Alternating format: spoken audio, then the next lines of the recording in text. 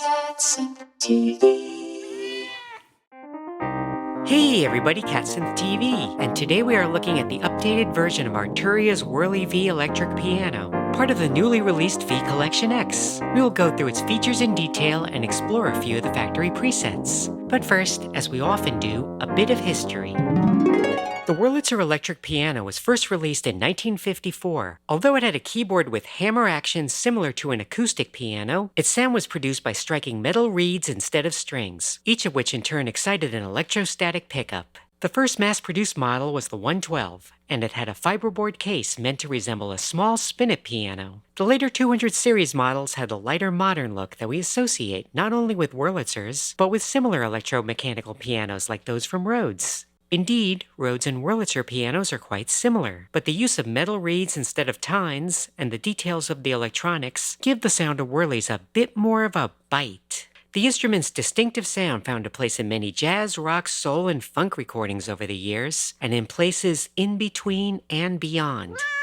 The Arturia Wurli V recreates the look and feel of the 200 series Wurlitzer pianos, along with their distinctive sound. We see the keyboard, the plastic cover, speakers, and control panel. On the surface, it's actually a very simple instrument, with just volume and vibrato knobs. And like on other pianos of the era, the vibrato knob actually controls tremolo, modulating amplitude rather than frequency.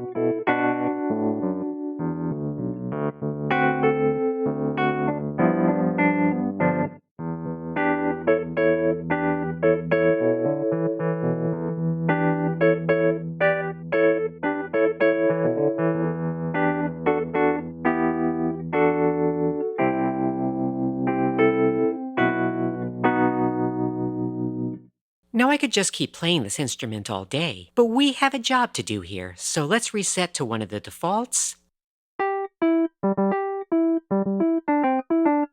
and bring up the advanced panel. Now before we continue, I'd like to ask you to please consider supporting this channel so that we may bring you more synth demos like this one regularly. Links to our merch store, Patreon, and Ko-Fi are in the description below. As with many of Arturia's piano instruments, we see a velocity curve editor, as well as numerous parameters for changing the acoustic, mechanical, and electronic properties of the instrument. First, we can select from among several models of the 200 series, including regular and base models. Here's a 200.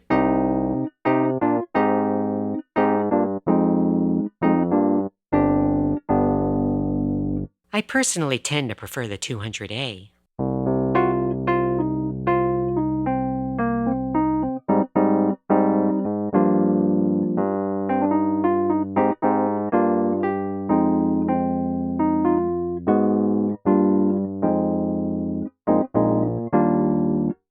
We can also change other aspects of the instrument, such as the hardness of the hammers,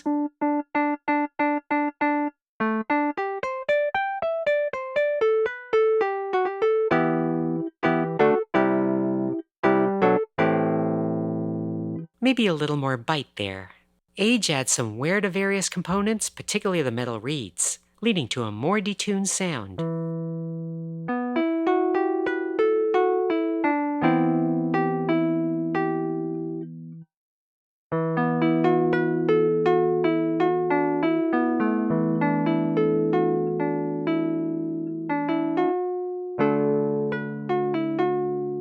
Take that way back down and reduce the hammer hardness a bit. Now let's look at some of the other mechanical and acoustic settings. We can increase or decrease the natural hammer noise in the sound.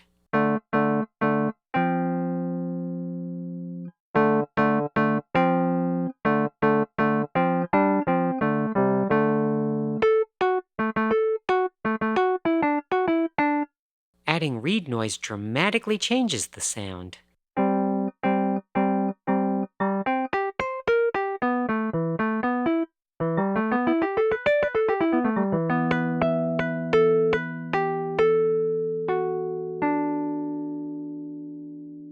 We can make the damper, which turns off the reeds, itself audible, adding a strong after sound to each note.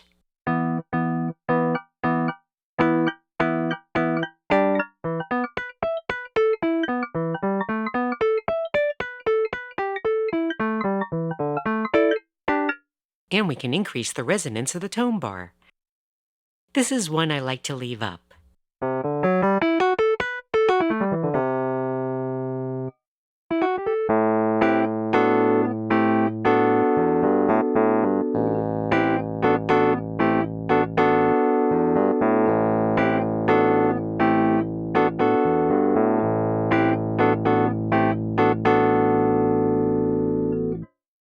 We can also look at some of the properties of the electronic pickup. Setting its distance adds or removes harmonics from the sound as you get closer or further.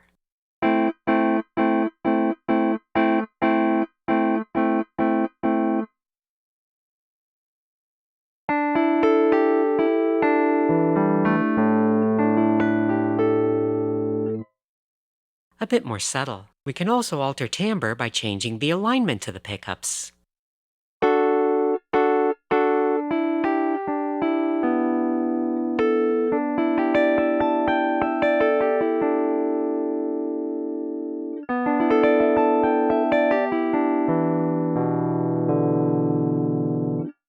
The damper duration controls how long the reeds are allowed to ring out. Higher level is more like a longer release on a piano. Turn it down dampens the sound immediately. I like to set it somewhere in between to keep that artificially dampened quality of the classic Wurli sound. We have different audio output modes from the main instrument, either direct mono or stereo, or via microphones. Right now we have direct stereo.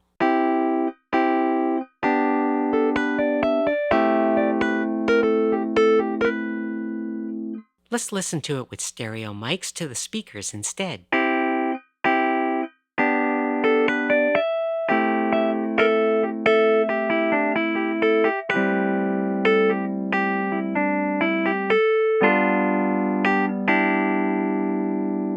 Finally, we can change the speed of the vibrato that, as you remember, is really a tremolo effect.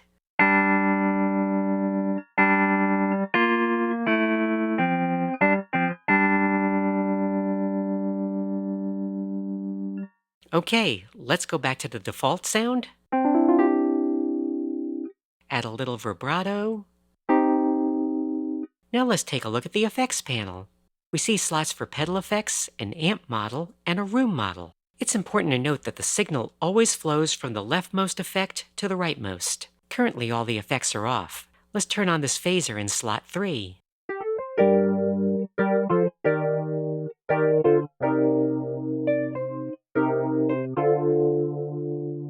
Increase the number of poles and turn the compressor on.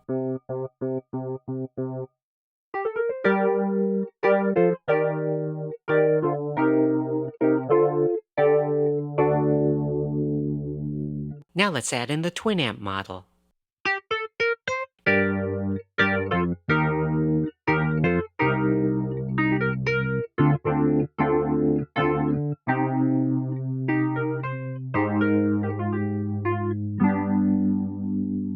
Now we're not going to be able to go through all the combinations of all effects in this video, but I do want to make sure we look at the cry-wah effect. This is a classic crybaby style auto-wah effect. Turn it on.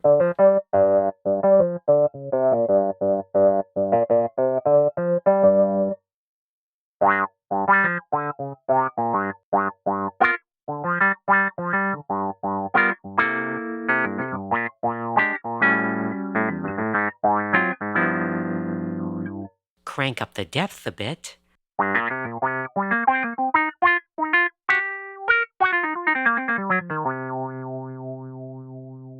Slow it down.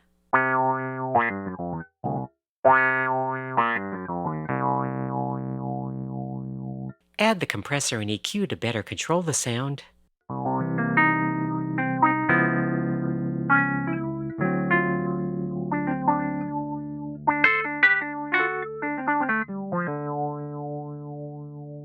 Aw, yeah, I love that. Pretty cool. Now let's switch out the twin amp for one of the rotary speaker models that we explored in more detail in our recent CP70V demo.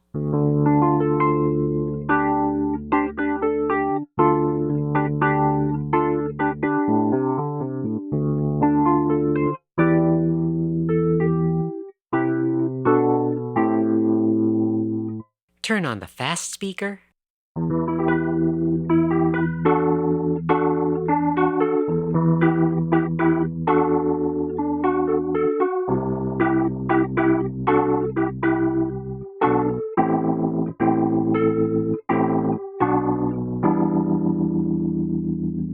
Turn off the speaker and turn the cry-wah back on. And we have the room reverb models that come at the end of the effects chain. Let's play in a little jazz club.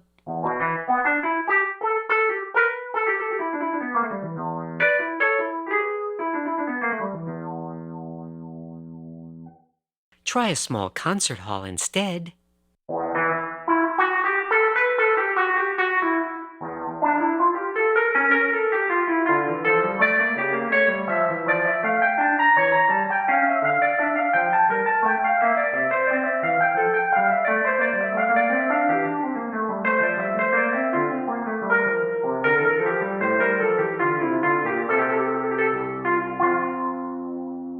Yeah, I bet you never heard anyone play that on a Wurlitzer with wah-wah. And now the factory hall model.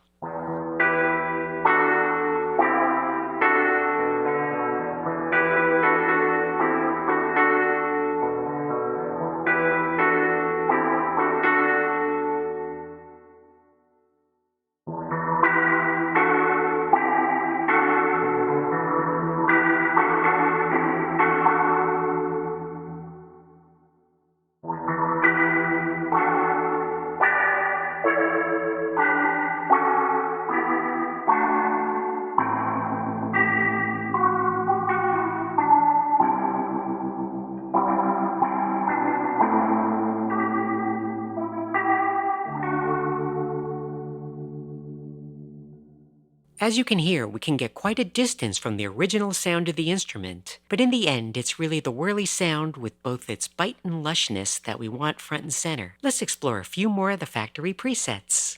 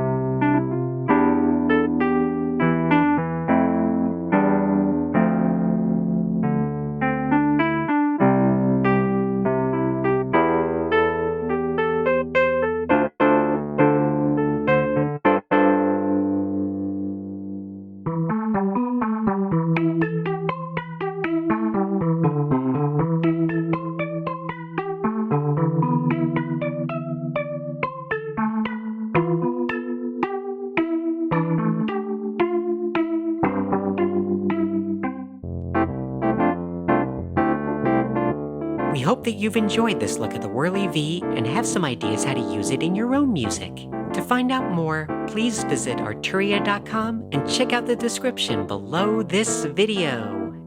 Thanks for watching, and please subscribe to CatSynth TV.